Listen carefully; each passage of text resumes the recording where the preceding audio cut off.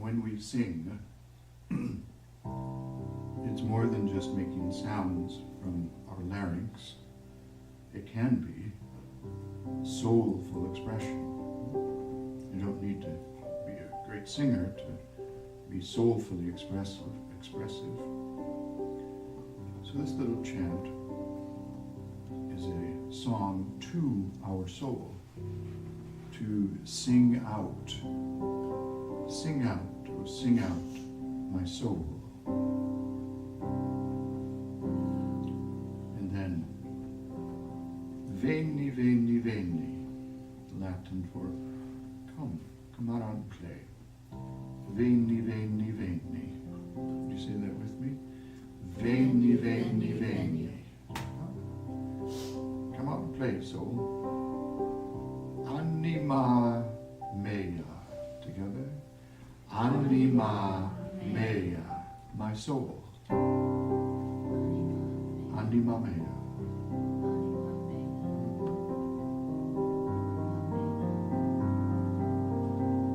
I'll sing the line, just sing it right back. Sing out, oh sing out, my soul. Sing out, oh sing out, my soul. Good. Sing out, oh sing out, my soul.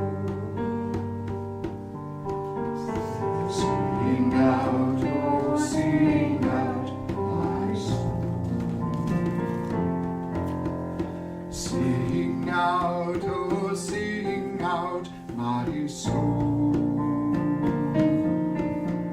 Sing out, oh sing out, my soul.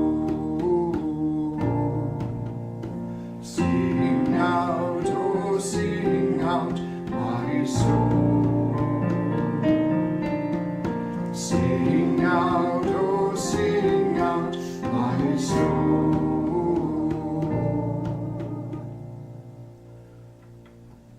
Veni,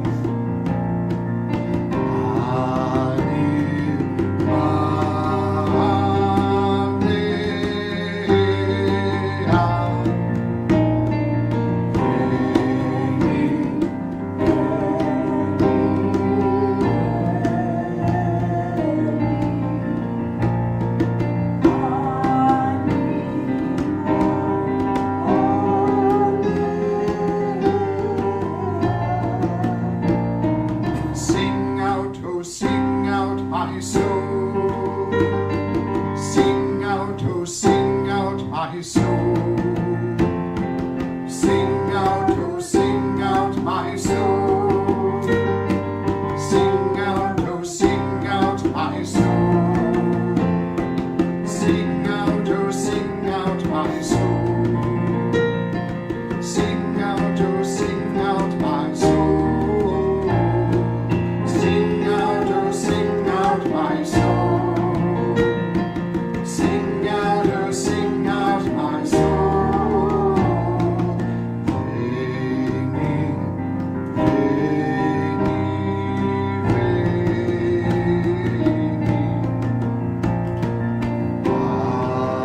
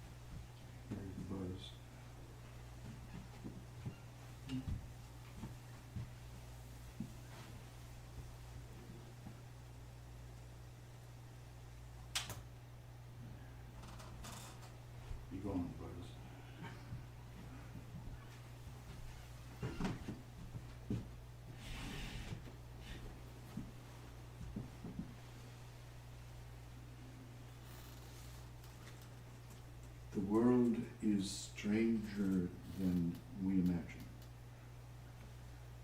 The world, in fact, is stranger than we can possibly ever imagine. It's more strange than we can ever imagine. Those words were spoken by a scientist out of Cambridge, England, many years ago. Somebody who had researched physics and chemistry and all the sciences. And his conclusion was that no matter what lens we see the world through, it eludes us. The mystery and wonder and the beauty and the power and the terribleness and all that is the world eludes us, no matter what lens we use. So I want to tell you a little story that has something to do with that. Once upon a time, there was a shepherd who was up on the side of the hill in the lush green grass. And it was nearing winter, so the shepherd was making a scarf for himself, and the ball of thread was on his lap. And as the shepherd was knitting this scarf for himself, a hare popped up below, a large creature with tall ears, and the shepherd took notice, and then another hare popped up, and the shepherd took notice. And in that moment, the shepherd lost track of his grasp on reality, literally, the ball of thread in his hands. And the ball rolled off his lap, rolled down the side of the hill, and disappeared into an opening in a rock wall, kind of a mountain, a big enough hill.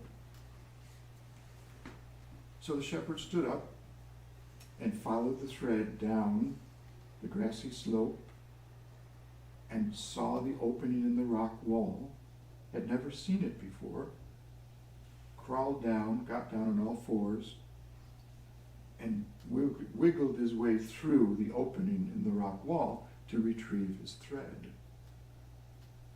And as he emerged in this rock wall, he noticed it was fairly large inside. It was hollowed out, actually, like a big cave, a big grotto.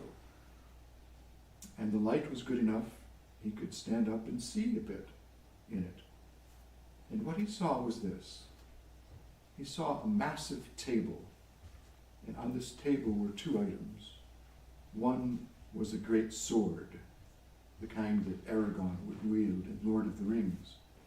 And lying next to the sword was the beautiful horn, curved, shaped, decorated, kind of horn that Susan might blow in Chronicles of Narnia to gather her community together. And so the shepherd noticed these things and then looked to the left and saw something else.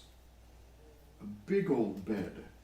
And on this big old bed lay a big old king, an old king, a Celtic king. It was King Arthur, the king. But he was sleeping. And his long white hair and his long white beard, with his old head on the pillow, he was sound asleep. So, what did the shepherd do? What would you have done? The shepherd grabbed hold of the sword, picked it up, and smashed it down on the table. At that, the old king woke up, or kind of woke up, half awake, half asleep.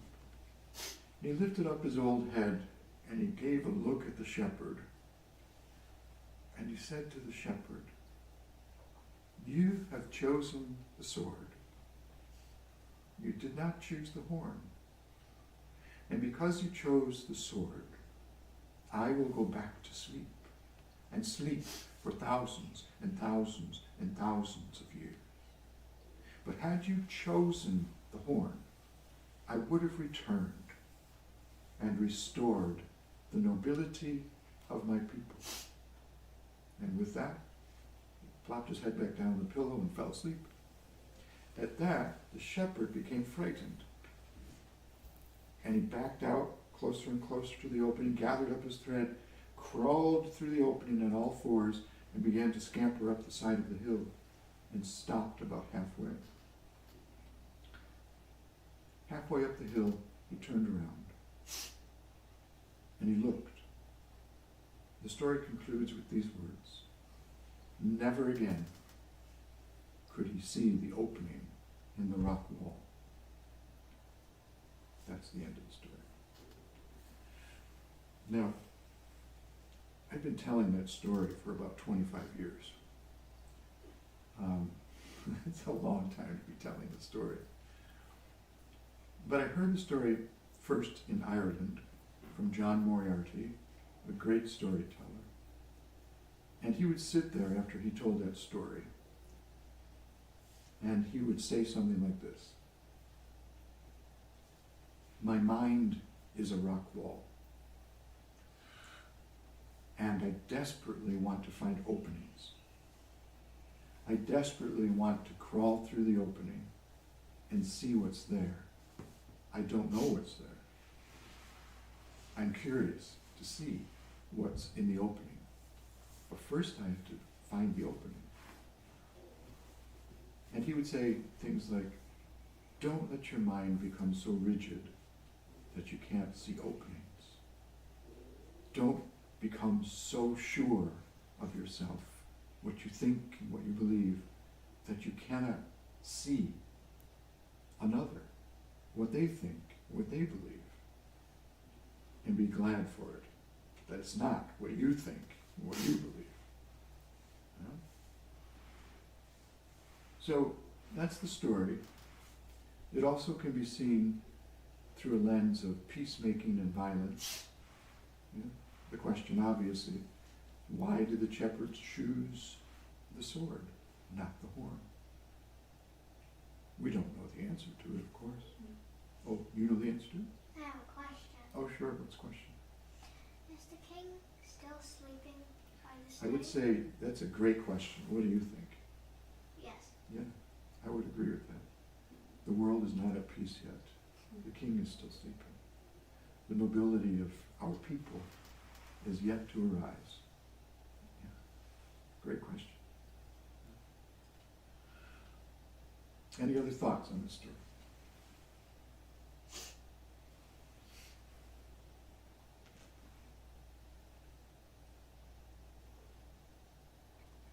I want to know where the hares went.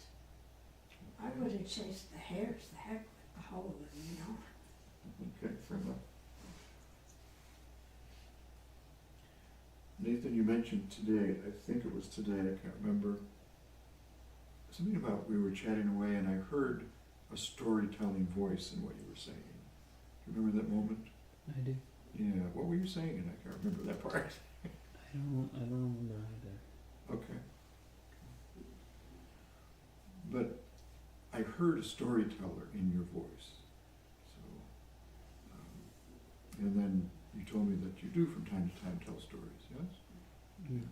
So I look forward to hearing a story from you sometime. I would like that. Yeah. The stories are ways for us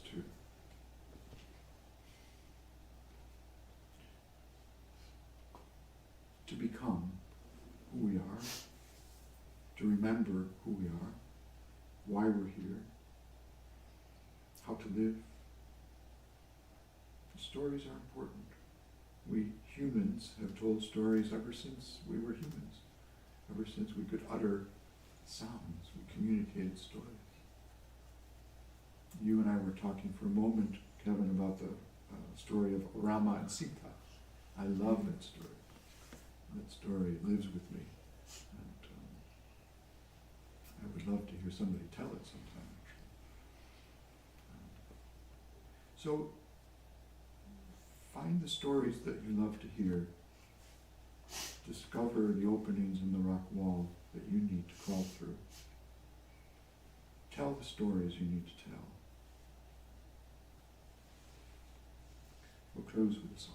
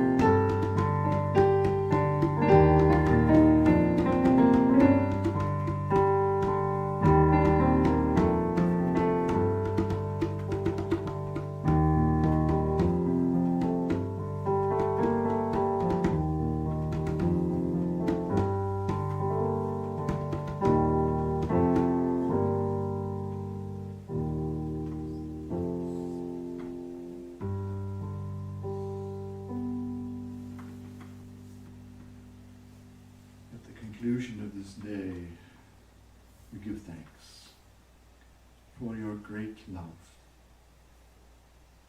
that knocks the thread off our laps,